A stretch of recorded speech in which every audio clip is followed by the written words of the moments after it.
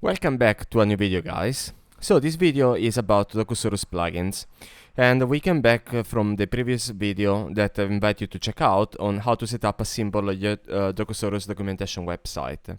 So let's have a quick review about what we've done last time. Let's open up our browser, and here it is. That's our website. So we have the tutorial section, the blog section, we added the Algolia search. And this one actually is not working right now in this demo because I removed the API keys from the website since I published them on GitHub and you saw them on the video. And then we also saw the pages. So let's keep drilling into our tutorial for Docusaurus and let's discover how we can add new plugins and how to get started with this in a really easy and simple way. Let's get started by adding the plugin to our Docusaurus config.js. So we're gonna need the path module, and then we're going to add in our section a new section called plugins, which is going to be an array, and it can take two forms: an array of arrays or a simple array. In this case, we start by having a simple array in which I'm going to include the dir name plus our plugin name, which is my plugin. So plugins, my plugin. However, yes, you should use os.separator to do things correctly, etc. Okay, so here something is not working fine. New plugin. Oh, I called it my plugin, not new plugin. So let's change this, my plugin. And compilation is successful. Okay, so now we go back to our index.js and we start by adding our first method, which is going to rely on the lifecycle method of injecting new HTML tags in the DOM of the element. So inject HTML tags is a function that you need to return an object, and you can look at this up on the documentation of Docusaurus itself. We're going to try to add a tag to the head, and we're going to add a meta description, an OG description tag. So tag name is equal to meta, and then we're gonna have attributes, which can be an array of objects or a simple object, like in this case. So we're gonna have OG description, and then with the value my custom description, OG description. Okay, so now that we added this element to our element, let's have a look at what happens if we restart our compilation of Docusaurus. Let's open up our web browser.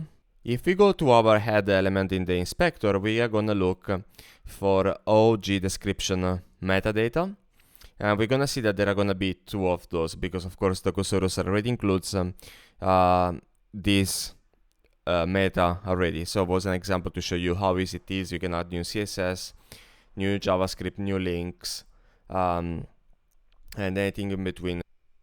So now that we saw those two methods, let's go back to our editor and let's look at how to add another type.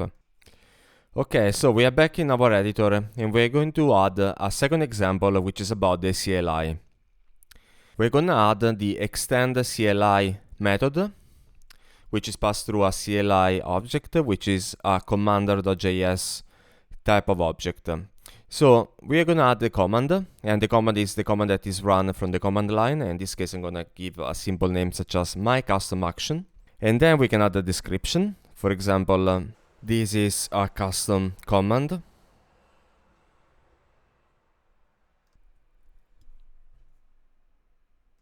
And then we're gonna add the action, which is what is actually going to happen when I execute this command. In this case, I'm going to simply do a console.log. So we're going to do console.log and then hello world. Let's add a little bit more to say that I'm from the plugin. Okay, so let's start up the server and let's run this command in the command line.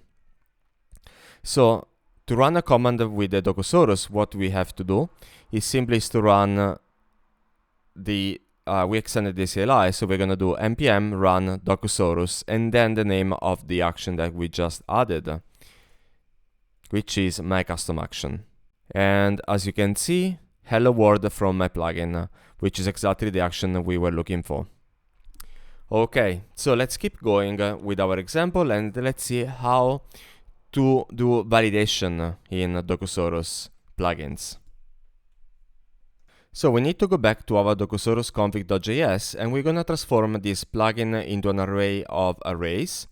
And each time we put an array of arrays, the first element of the array is going to be essentially a tuple, where the first part is the plugin name or the plugin path. We're gonna see in the next video how to change this one to be a name using a packaging system such as Learner.js.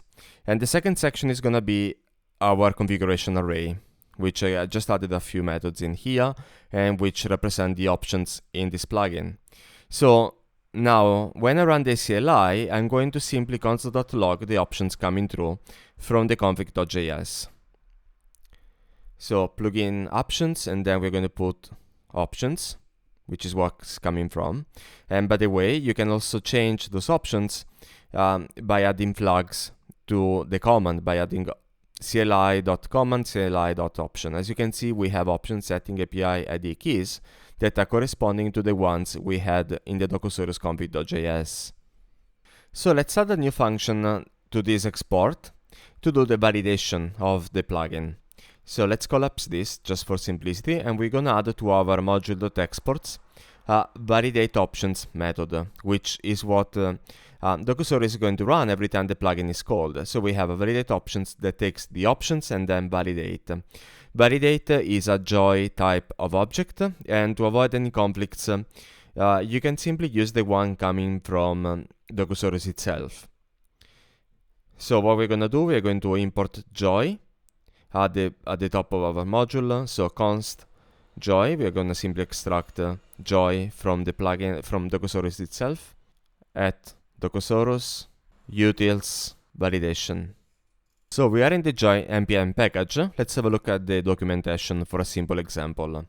So once we require joy, we can take a joy object and then define these properties. So let's make something very simple for this example. Const joy schema, so we're going to define our schema that is going to validate against us. And we're going to use something like this. So I'm going to simply copy paste this example and then add a few more keys. So of course we'll have a username, so we're going to change this. So our API settings, API and keys. So this one is going to be settings. We want to have alphanumerical, minimum of 3, maximum of 30, and is required. Then we have API, which is let's say joy string, and let's make it required. And the last one, key, which is a joy.string again, and maybe as a minimum of 10 characters, and is again required. Now, how are we going to validate this joy schema object? The way in which we're going to do it, we are going to get a validated object, which is going to throw an error if the validation is not correct. And we're going to do validate, which comes from Docusaurus itself, is going to inject it. And we provide it with the joy schema and with the options that are coming from the to the plugin itself. And then we're going to simply return those validated options.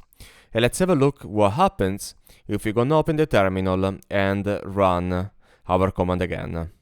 As you can see, an error happened. Can you spot why? Well, actually, this one was unexpected. I thought because of keys, and instead I call it key. So some setting requires an alphanumerical. However, there is a space in the string, so let's fix it up. So let's remove this dash and let's put some numbers in. We're gonna run it again. Oh yes, key is required, but the name that I've added here is keys. So I'm going to call it keys. And then run the command again. We have a new error, new validation error, and it wants a minimum of 10 characters. So as you can see, the validation is happening. So let's just change the minimum length required to pass this spot. And now we're actually calling the other methods. So validation is passed and the other methods are called. and I can use those. So we can make a safe use of those options because have been validated against our own schema. What if we want to add and that's everything for our tutorial today. I hope you guys enjoyed this video. If you did, please leave a thumb up and subscribe if you haven't already. If you want to follow up the next video, I'm going to talk about plugins and how to use custom packages within a monorepo approach, using Docusaurus as an example, expanding on the previous video from this one. I hope you guys like my contents and see you in the next one. Bye bye.